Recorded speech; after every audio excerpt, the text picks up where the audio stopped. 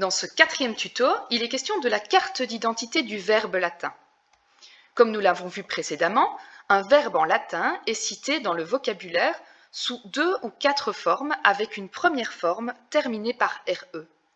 Ces 4 formes sont l'infinitif, la première personne du singulier du présent, la première personne du singulier du parfait et enfin une forme appelée le supin. Ainsi, le verbe avertir se citera monere, moneo, monui, monitum. Un autre verbe, comme le verbe aimer, se citera soit amare, amo, soit amare, amo, amavi, amatum. En effet, les verbes terminés par areo ont un parfait et un supin dit régulier, en avi, atum. Il n'est donc pas forcément utile de les indiquer dans le vocabulaire. Des verbes irréguliers, comme le verbe être, pourront quant à eux se citer en 3 formes s'ils ne possèdent pas de quatrième forme. Nous indiquerons l'absence de cette quatrième forme par la marque d'un tiret dans le vocabulaire. Un verbe appartient à un groupe que nous nommerons conjugaison. Comme en français, nous avons des groupes de verbes qui permettent de les conjuguer. La conjugaison d'un verbe en latin s'identifie à partir de la première et de la deuxième forme de ce verbe. Ce sont ces terminaisons qui nous permettent de le classer dans un groupe. Ainsi, les verbes en ar et o appartiennent au groupe 1, première conjugaison. Les verbes en eure, eo appartiennent au groupe 2. Les verbes en eure, o appartiennent au groupe 3. Les verbes en ire, io sont de la quatrième conjugaison. Et enfin, les verbes en eure, io sont de la quatrième conjugaison dite bis. Si nous prenons des modèles, nous aurons pour la première conjugaison amare, amo, pour la deuxième monere, moneo, pour la troisième legere, lego, pour la quatrième venire, venio, et pour la quatrième bis capere, capio. Le verbe se conjugue, comme en français, à partir d'une partie invariable que nous appellerons radicale ou encore thème. Le verbe latin possède 3 thèmes qui nous permettront de former tous les temps de la conjugaison.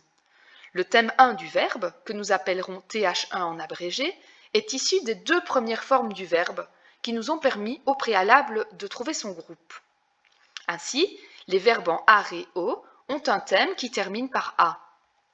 Les verbes en eure, eo ont un thème qui termine par e. Les verbes en eure, o ont un thème en consonne. Les verbes en ire, io ont un thème en i. Et les verbes en eure, io ont également un thème en i. C'est la raison pour laquelle ce 5e groupe s'appelle quatrième conjugaison bis. Si nous reprenons nos exemples, pour la première conjugaison, le verbe amare fera comme thème ama. Pour la deuxième conjugaison, le verbe monere aura comme thème monnaie. Pour la troisième conjugaison, legere fera leg. Pour la quatrième conjugaison, venire deviendra veni. Et enfin, pour la quatrième conjugaison bis, capere deviendra capi. Le verbe possède également un deuxième thème que nous appellerons th2. Ce thème s'identifie à partir de la troisième forme à laquelle nous enlèverons systématiquement le i, marque de la première personne du singulier du parfait. Ainsi, un verbe comme monere, moneo, monui, monitum aura comme thème monu. Amare, amo, amavi, amatum, quant à lui, fera comme thème 2 amav.